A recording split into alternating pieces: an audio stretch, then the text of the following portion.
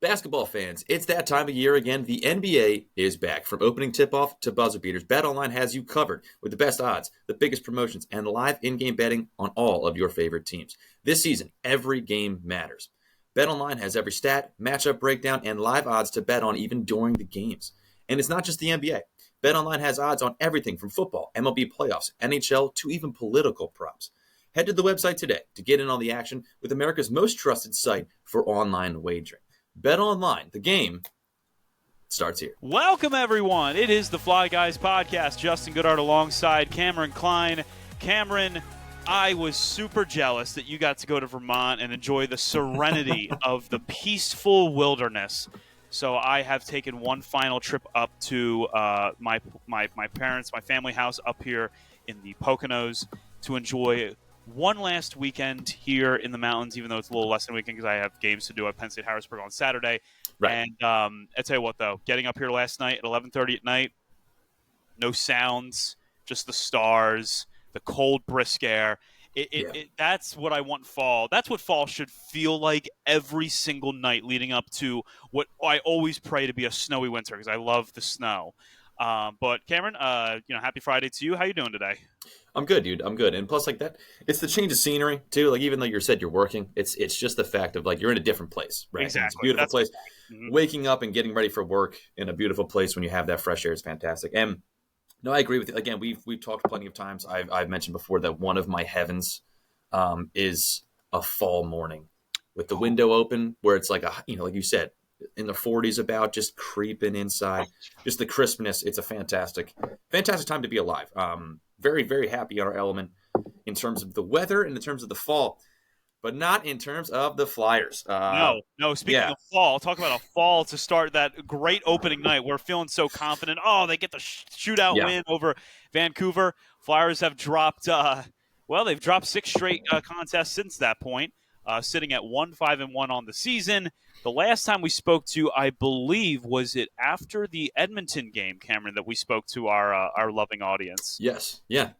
So we were still somewhat optimistic, a little bit. A little optimistic. Yeah. We have gone away from the optimism, and we are, we'll explain. So the Flyers, obviously, not the kind of week that they would have wanted to have had. And more than that, certainly not the open to a season that they would have wanted to have had. Following the loss against the Edmonton Oilers, they kind of they had an early 2-1 lead against the Seattle Kraken. That lead vanished. It's been a recurring theme now over those last two, or in those 2 games they had a lead, it vanished. They get shut out in their home opener against Vancouver, 3-0. They then get blown out 4-1 against Washington, 4-1. And then a 6-3 game, which is kind of deceiving because it was really a 4-3 game by the time the Flyers emptied the net. Capitals get 2 empty net goals. Shout out to empty net merchant Alexander Ovechkin padding his stats to get himself closer to Wayne Gretzky. Sidney Crosby was always the better player anyway. And so as we sit here at a 1-5-1 record, it appears to me, Cameron, that maybe prisoner of the moment, I figured, hey, this team was right on the cusp of getting to the playoffs last year. They add in this phenom Russian. That's going to be enough to put them over the top. But what we are seeing instead, this looks a lot like the team that was in March and April of last year, not the team that we saw in November, December, and January. Yeah, that's what's concerning too, dude. Because it's like you're expecting them to be refreshed, come back fresher, different. And right now it's giving kind of, again, this is a bad comparison. This is very early on. I'm not panicking. We're not panicking yet, but we're concerned. It's giving vibes of the end of 2020, beginning of the end of the 1920 season, beginning of the 2021 season, where 2021 or 2020, we were number 1 seed. We beat Tampa or whatever it was, and we're number 1 seed, and we all look great. And then they barely beat the Montreal Canadiens, lose in the second round. And then we're expecting the next year, okay, we're revitalized. It's going to be fine. We're going to pick up right where we left off. And it was more of just a hangover of all hangovers, despite not having any success for that hangover to come from. But so it's kind of reminding me a little bit of that, which is concerning because that was probably the most heartbroken I've been as a Flyers fan in recent memory. So I don't think it's that. I agree that it looks like that. Yeah, me neither. That's my fear. Here's what I think is going on. I think this team just stinks. To be fair, they were supposed to stink last year. This is the problem when you overachieve, right? It heightens everyone's sense of where this team actually is. I had to dig back in at some old quotes and some old pressers from Keith Jones and Danny Briere. And the takeaway I got from like the 3 or 4 that I listened to yesterday in the morning was that they never thought the Flyers were that good. They truly never thought. They probably were going through last season going, oh, this is a really pleasant surprise. Obviously, this would be ahead of schedule. It probably is a bit of a flash in the pan type feel. But, at least we're getting an idea of who's like breaking out, guys that we want to have be part of the core, and who's not people that we want to have be part of the core. But then they obviously missed the playoffs, and which made a lot more sense for that type of team. And then this season, it's obviously not going to play. If anything, we're starting off this season, the way that we thought we were going to start off last season, since this is all for the tank. The shining spot on this Flyers team is through 7 games. Matvei Michkov has 7 points, and it feels like every game that he has a point in is like all right, mission accomplished. We can move on to the next game. And so against Washington the other night on the road, they go down 4-0, and I was angry, not because they were going to lose, but I'm like, this Russian goalie sucks. He just isn't very good. Then they make it 4-1. It's like, okay, don't insult my intelligence. Then they make it 4-2. I'm like, okay, go ahead and insult my intelligence. Then Michkov makes it 4-3, and I'm now like, all right, the season just turned around right here and there. Then about 10 to 15 minutes worth of nothing. Then an empty net goal. Then another empty net goal. Thanks to that merchant, the guy who doesn't score any legitimate goals, Alex Ovechkin. He doesn't back check either. Look it up. And the Flyers lose 6-3.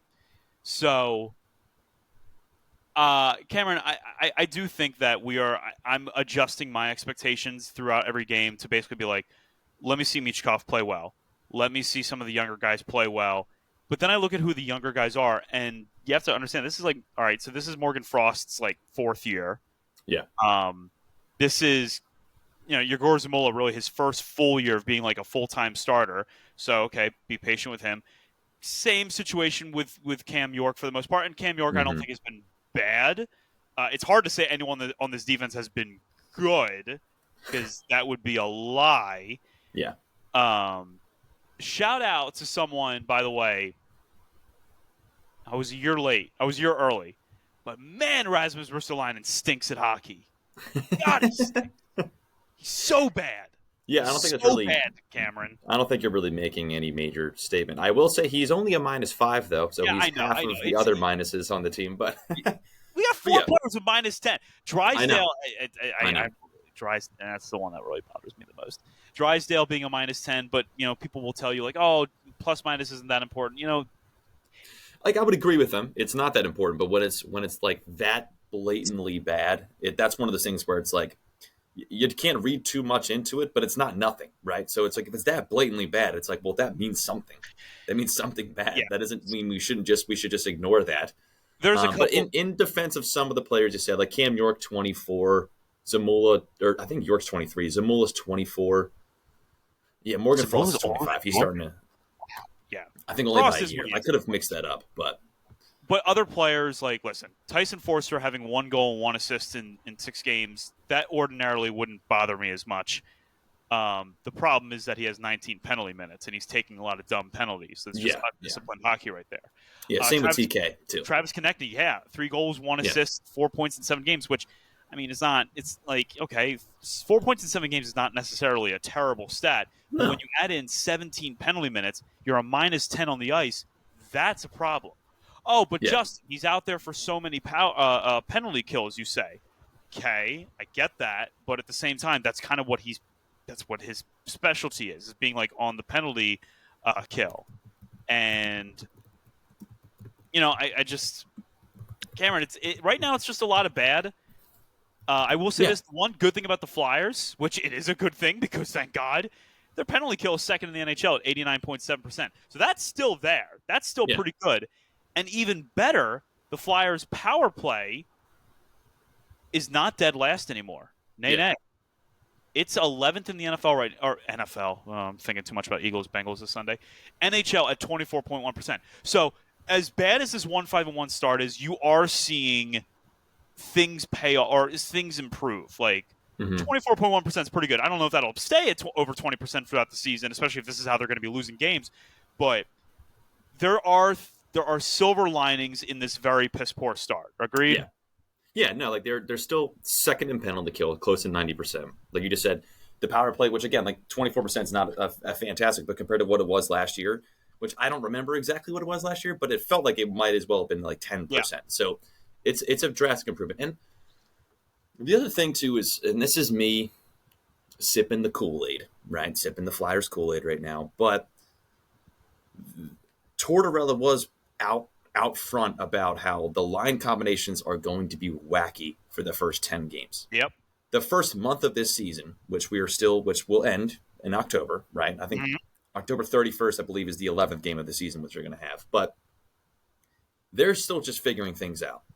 So for us to judge them entirely off of this month is not fair and conducive to what the entire team's going to be. They're still trying to figure out the chemistry. They're trying to figure out who's working best together with everybody and to go from there.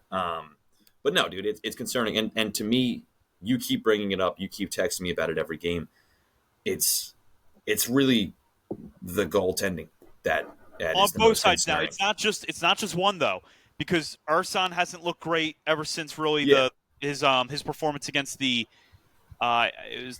Vancouver, I think. Oh, yeah, okay, Vancouver. Well, yeah, Vancouver. I guess he's better than Fedotov, which honestly right now isn't saying much. Doesn't say a lot. Does not say a lot at all. He's averaging almost 6 goals a game. Here are the numbers on Ursan: 1-2-1, a 3.22 goals against average, an 8.86 save percentage.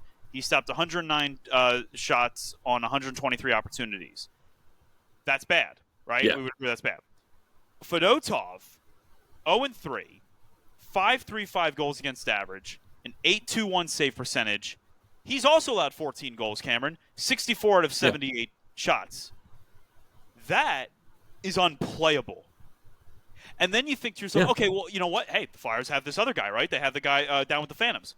Well, he right now is 1-2 with a 3.06 goals against average with an 8.78 save percentage. So that doesn't work either. So you can't just bring him up now. Right. Which we didn't want to anyway. That wasn't the plan originally. Anyway, no, that's not the plan. And, this would be way too quick to give up on either of the goaltenders in the NHL. Although, I'll tell you what, if they gave up on Fedotov right now for at least a week or two, I would not blame them in the slightest. This is unacceptable. But we kind of were told, we were warned, the rankings that came out, the little articles you'd read nationally, everyone said it. Flyers have a bad goalie situation. Yeah. I was hoping that someone would stick out. No one's sticking out right now. Well, at least in a good way. They're sticking out all right. They're sticking out like a damn sore thumb. And the thing is, too, it's one of those things where it's sure, you could blame entirely the goaltending, because the goaltending is bad. But you've also brought up earlier the defense is not great either. We're seeing a lot of stretch patches, a lot of neutral zone interceptions, a lot of giveaways. And it's both of them combined, right? Like, a lot of people talk about the New England Patriots, and it's like, well, who was it? Was it Brady or was it Belichick that made them great? The reality is that it was both of them. They both needed each other to make the success to create the success they did. You're 100% right, because that's to me what it is with the goaltending right now. It's the defense and the goaltending. Both of them are bad, and they're both combining together, and it's like toothpaste and Gatorade. Yep. All together in one, and by the way, disgusting. How many times are we going to see a player point blank at the net, wide open, without a defender within 5 feet of him? Right. How this defense is very bad. Let's not you can't minimize how bad it is. You also can't minimize how bad the goaltending is right now. And unfortunately, this offense does not have enough star power to make up for a bad goalie situation and a bad defensive situation. If you're mediocre on offense and you stink on defense, there's a good chance you're going to be a 1-5-1 start out of the gate. Now, thankfully, this season is not 7 games long, and it's 82, and they have opportunities to try and get better and maybe bring some guys up, send some guys down. At this point, if you're not playing Jet Luchenko, if you're just scratching him, send him down to the OHL. Like, seriously, what are we even doing at this point? I was waiting for us to bring that up. Yeah. But I know, I feared this is what was going to eventually happen. Just send him down. There's nothing. If you don't think there's anything left to see for this particular season, That's fine. Do not leave him as a scratch, though. There is no reason to do that. Just send him down. Why do we have to wait the 9 or 10 games, whatever the minimum is? We've seen it. 4 games, he hasn't gotten a point yet. You know what's embarrassing, though? The Flyers captain only has 1 more point than Jet Luchenko. That's also a problem to me. Yeah, I don't know, man. He was a winger this week at some point. Like, he's just kind of wherever. I don't know. I love Coots, but I love him too. He looks bad, man. He just looks old, and I get it. He's off of 2 back surgeries. You're gonna look old.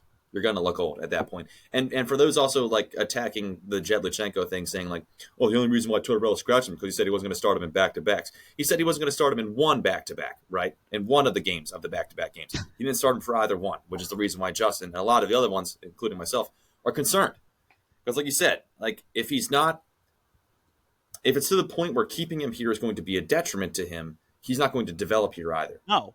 So he has to go. You got to send him somewhere. He clearly has enough talent to have you question if he should make the roster, which is an amazing thing for 18 years old. Yep. So either let him develop or play him. You can't just have him sit on the bench and just ice himself for the whole. It was a win for the organization that he made the decision that difficult. That was the best thing that came out of that. Now, no one thought he was going to show up here, and all of a sudden he was just going to be like, the next great one. Everyone knew that wasn't going to happen. So we got the small win of him making it a difficult conversation as do you send him down? Do you keep him up? Okay, they kept him up. That's a win. You send him down now. And the sooner you do it, the more he can just get on with his development. And, you'll see him in a year or maybe you'll see him later in the season. I have no idea. Yeah. But we have a bunch of people were bitching about Noah Cates and how Noah Cates wasn't playing. So it's like, yeah, let's play him. We're set. We're fine. And he has been playing. He's been playing fine compared to the rest of the team. So it's like, just keep it like that. That's fine. Outside of, honestly, Michkov's the best player. I want to say something about this. Yeah, this is what concerns me the most. Right? Uh-huh. And again, it's early on. I'm not trying to panic, but it's something that's on my mind. When a player like that comes in, a Matthew Michkov comes in my opinion, when a guy's that good, they elevate other players around them. Mm-hmm. Yet no one seems to have taken the step to that elevation. It seems to me that Michkov is the only guy who, when he's on the ice, I'm excited and I'm like, okay, we're dangerous all of a sudden. When he's not, we're not. Even with TK, that bothers me. For example, like Caitlin Clark this year, right? Out of nowhere. I mean, not out of nowhere. Everyone knew she was going to be great. But she absolutely crushes it, right? Out of nowhere. Where'd she even come from, Cameron? But, she absolutely crushes it. And she has elevated the WNBA to a point it has never seen before, right? She's breaking career records in her first season. And for the first time in 6 years, Kelsey Mitchell is now an all-star. Yep. Right? Now, I'm not taking anything away from Kelsey Mitchell, but it's just I'm using it as an example where a player is that impactfully good. And I'm not saying Matthew Michkov is at Caitlin Clark level. He's not. But there's a clear difference on the ice between him and everyone else. And it concerns me that has not translated to the rest of the team yet, where they're all being elevated. He is so good on the power play. How no one else's numbers have shot up except his own, it bothers me. I mean, how many fanned shots on passes from him? How many mishandled feeds? My point. Yeah, listen, they suck. Like, they do. They've never had that kind. They haven't had a playmaker be able to do stuff like that since frickin' who, Claude Giroux. And even then, Claude Giroux wasn't that quick with his passes. Yeah. He was precise. He had good precision. He was accurate. He made smart plays. And listen, Michkov. I'm not here to tell you that Michkov's been perfect. He's not been a very good defender on the offense. No, but we never think thought he was. We thought he did. That's like, it was like, oh, he's not going to be a defender. He's our Alex Ovechkin. He's not going to back check, and we know that, and that's fine. The calling card of this team was supposed to be they were pretty good defensively last year. They just need like an offensive player to step it up. Well, the problem is we got that offensive player, and then the defensive side has fallen apart from everyone, not just the defense, even the offensive defensive players. Yeah, that are like good. No, it seems like every time the puck. And again, this is the eye test. I'd have to actually rewatch things and take notes. I know where you're going with this, and I agree. But it just seems like every time the puck is loose in our neutral zone, the entire team's just like, all right, we're on the rush. And it's like, no, we're not. No, we're not yet. Like, chill for half a second. Who do you think you are? Why? Who do you think we are? I swear our sticks are 2 inches long because the opposing team, their sticks are 95 inches long. They can get to every loose puck. Mm-hmm. Every time we go for a loose puck, it's just out of our reach. Just not there. That's how it feels. So I don't want to stick with just hockey because obviously the Flyers have a game this week against or this weekend against the playing against Minnesota Wild. That game is tomorrow at 1. Oh, a matinee game. How lucky are we? One thing the Flyers are consistently good at is matinee games. Oh, yeah, right. They don't have like a – I would imagine – I don't know, but I imagine their goal deficit is like minus 200 in like games that start – that are over before 3 o'clock. Honestly, it is funny that they're the top – they always have like the points, goals, assists.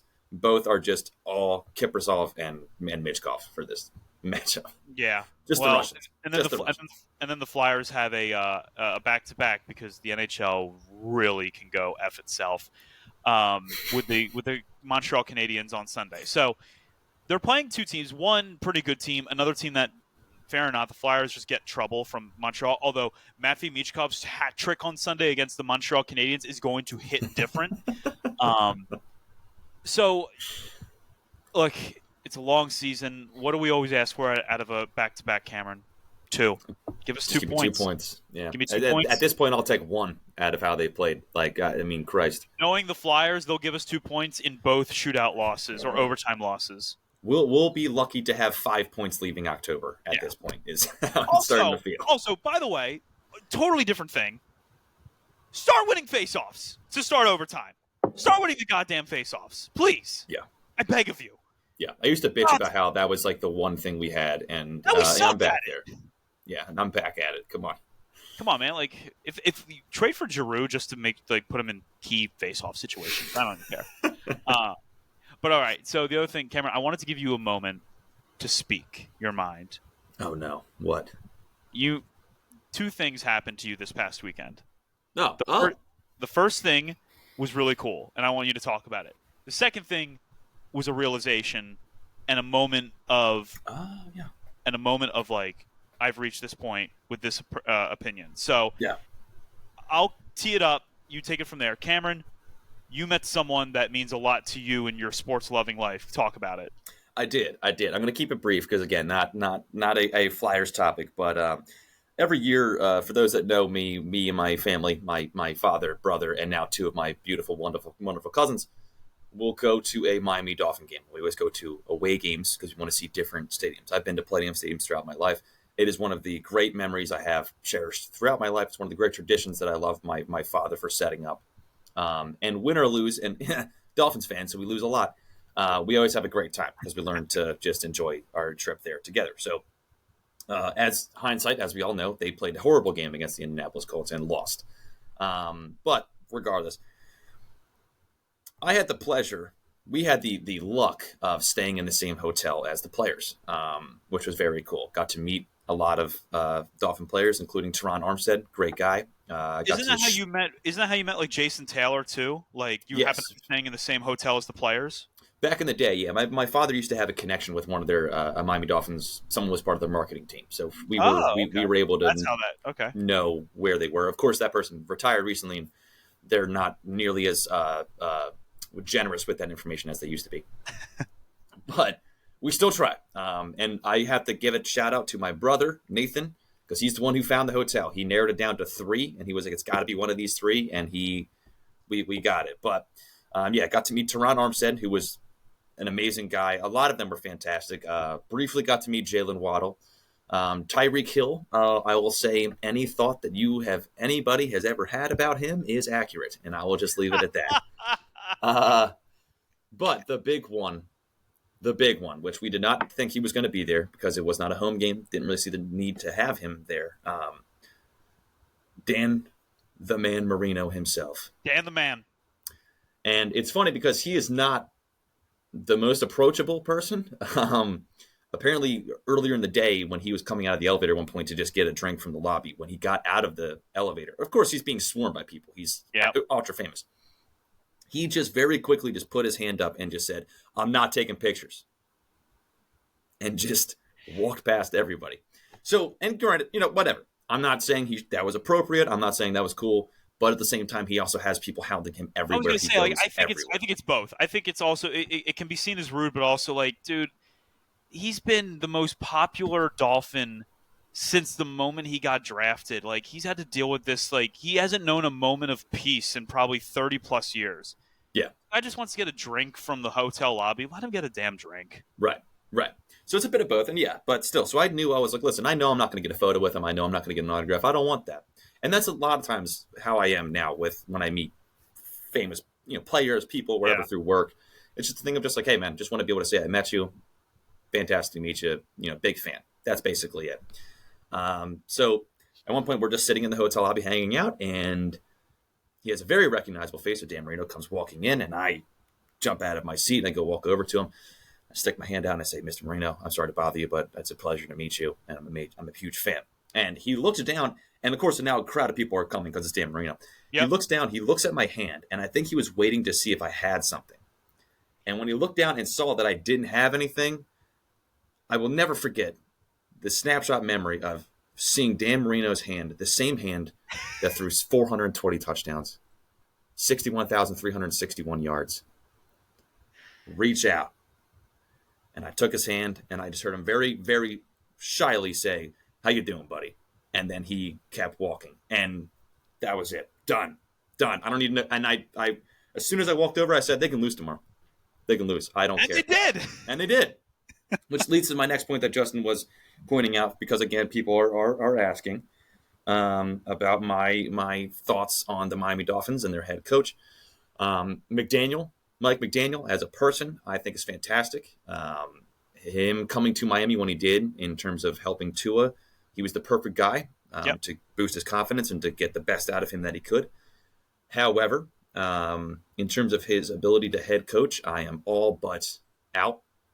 I think if you lose one player, and don't get me wrong, Tua is the player on that team, but when you lose one player and make zero effort to change anything, to change the offensive style, you get the ball to Jalen Waddle and Tyreek Hill twice in a game, two of your best players, and you can only get the ball to them twice, is an absolute just tragedy on a coaching and a play calling standpoint. And it's not like this is just like one game. It's been every game since Tua has been out. Even with Tua, they have not beaten a team above 500 except for the Dallas Cowboys last year, and they were a farce of a team as well. And I'm sorry, but even if you have your star player and you still blow a fourth quarter lead to Will Levis leading the Tennessee Titans, as they did last year, when you're fighting for a playoff spot at home, I'm at this point pretty much all out. And I like the guy as a person, but at the same time, it's one of those things of, well, you need to show me what you can do, and you have not showed me once in the span of a year and a half that you have been able to concretely put something together to win a game without all of the cards falling perfectly in place for you. Is that Bill's sentiment? Is that your father's sentiment at this point? No, I don't think so. You think he still is willing to give? Because I know obviously your father, obviously much like you, wants to see Tua return to playing at an MVP level, which he was at points last year. I want that, but at the same time, I'm personally more concerned for his health. I would like that, but not at the cost of his health. I never asked you, what did you think of his press conference? We'll get back to McDaniel in a second. What did you think about his press conference, where he flat out says, "I'll play till I'm dead"? Almost kind of shooing off, telling people that were concerned about him, almost like, stop worrying. I get where he's coming from. I think a lot of people got angry at that, and I understand that too, because a lot of people are simply saying, "Hey, man, we're just concerned, and we just don't want to see you die." But I think it's one of those things where, for people who know athletes, it's really, really difficult to tell an athlete to stop. Right? It's really difficult to tell an athlete to give up, to not want to win, because there's something inside of that person that is I guess a hunger for winning that is not built inside of other normal people, right? Which is why they go through what they go through, which is why they put in the work that they go through in order to get to the levels that they get to. So for Tua, I do understand that element of it. I understand that to him, this is his life, and regardless of how things are going to go, he's going to take a risk for what he wants out of life. Now, if I was a family member, I would be upset seeing that. And I don't blame people for being upset seeing that. However, at the same time, it's one of those things where I also respect the individuality of a person. And it's like, if he is hell-bent on playing and he's fully aware of the dangers of playing, and yet he still wants to push forward with that, I can't stop him. And I think at this point, trying to stop him will just further be a detriment to him. So I think you got to try to hope for the best and help him stay as safe as possible. All the guys ever known as football. That's all these players. So when you tell them they have to stop playing, you'd be understandable to be met with a lot of resistance. Yeah. They say, talk to your family. Who's to say Tua did not talk to his family? Who's to say that he didn't? That's the thing, too. He has plenty of times. He's yeah. Every player does when they're faced with this moment. Of course. Whether they do or don't retire, they have that conversation. Yeah. I really do think Tua will continue to play football at a high level. And I honestly believe that there has been no player that has had more said about him in both good ways, in both determining ways. People already making up their minds for him, going, no, you're done playing. You can't play anymore. Yeah. People saying he's not good enough to throw the ball downfield. No one has taken more abuse at the quarterback position in the last 5 years than Tua Tagovailoa. And I say that knowing that Dak Prescott is the most scrutinized player because he's obviously the Dallas Cowboys quarterback. I say that because Daniel Jones is a big, giant joke. I say that knowing that Josh Allen still can't get over the Patrick Mahomes hump. No quarterback gets punished by the media, by the fans, by social media more than Tua Tagovailoa. And it's ridiculous. It is. I'm not saying to you Tua is a top 3 quarterback. I'm saying Tua is a good quarterback that does not need his mind made up for him, does not need to be, reminded that he didn't come in with the greatest arm strength of all time, which is amazing to me because guess what? My guy in Philly, also known for not having the greatest arm, but he doesn't take anywhere near as much criticism for that as Tua does. As far as Mike McDaniel, Anthony Richardson finished 8 of 22. Yeah. You got to win that game. There's no excuse. It's a thing of like, if you're the offensive guru, and your defense is the only thing keeping you in games, and that's how it's been all season, even before Tua went down. Your defense is keeping you in the games, and that's a great thing to have. I love that, but you got to put something together. And I'm sorry, Tyler Huntley's not a great quarterback, but Tyler Huntley can perform. He can do things. He can do something. And for you to not create some type of game plan to utilize his skill set with the speed of Jalen Waddle and Tyreek Hill and Devon Achane, it's a tragedy. It's a tragedy. Put some respect on Tyler Huntley's name. He made a Pro Bowl, which I still can't believe that he made a Pro Bowl. But the thing is, so did Mac Jones. So whatever. But the thing, ultimately, man, I just you can't lose that game. You have to find a way to win. The Colts essentially, in my opinion, punted the game away the moment they said we're starting Richardson over Flacco. Because we said the same thing. Colts fans said the same thing. We were sitting next to a guy, and the entire time he was like, I just want them to put Flacco in. And we were jokingly saying, like, no, don't say that too loud. And he would be laughing, and he was like, why? And we were like, because if you put Flacco, we're afraid of Flacco.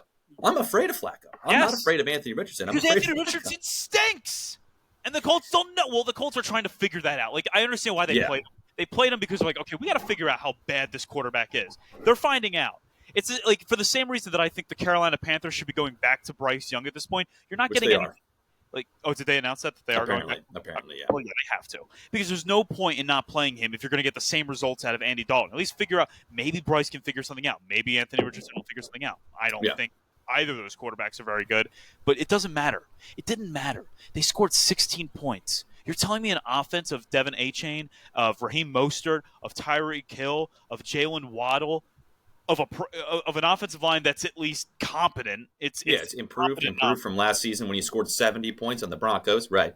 You can't score 17 points on a franchise that is openly they're just lost at sea. You can't do that. Right. With all due respect to Mike McDaniel, who I do agree is a good coach, and I think he's a good person. Either fix this or let the next guy come in who will try to fix this. Yeah, Because there's too much talent on the board, and I understand that the offense was built around his anticipation and his accuracy. But guess what? He's gone.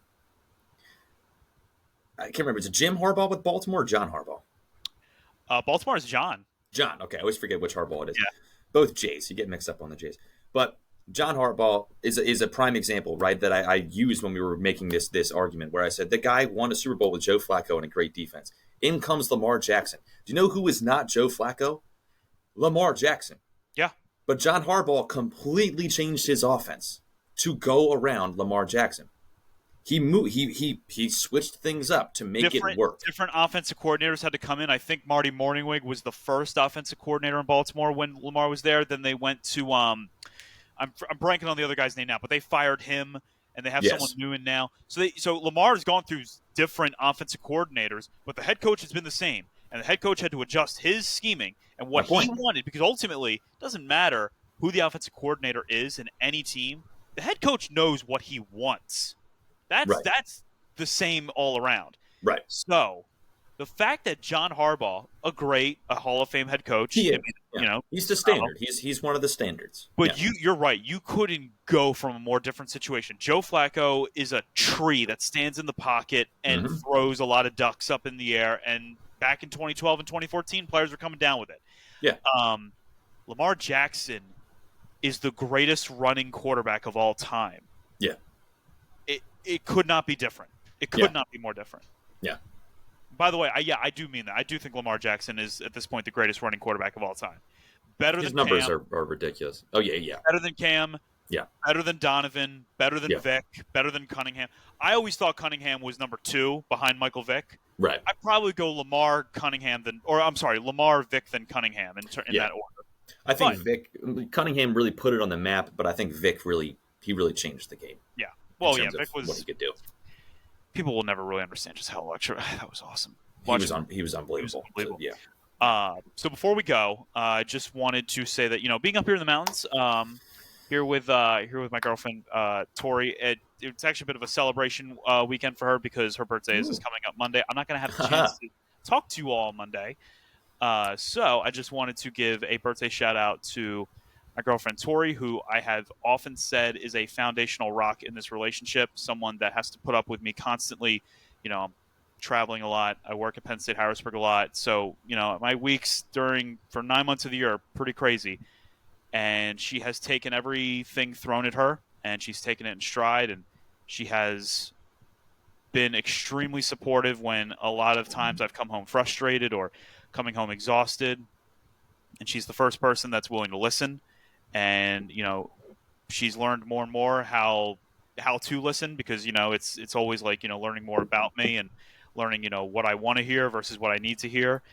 And I could not be more grateful to have someone as supportive, as loving, and as caring in my life as Tori is. So I just want to give Tori a big, wonderful birthday shout out and thank her for everything that she does for me and everything that she'll continue to do.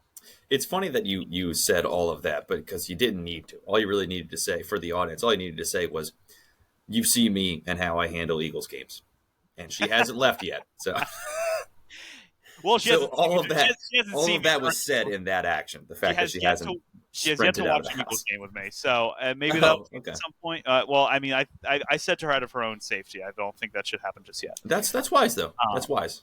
But even, after the Phillies were out of the playoffs, there's a part of me that understands, like, as frustrated as I am, she's there just wanting to make my day better. She doesn't want to – she's not going to throw a fit over the Phillies losing or the Eagles losing. I can tell that her goal is always, I just want to make his day a little bit better if it's not going that well. So, like I said, thank you. I love you very much, Tori, and I cannot wait to celebrate your birthday tonight. What's for dinner? Taking her to this one restaurant over.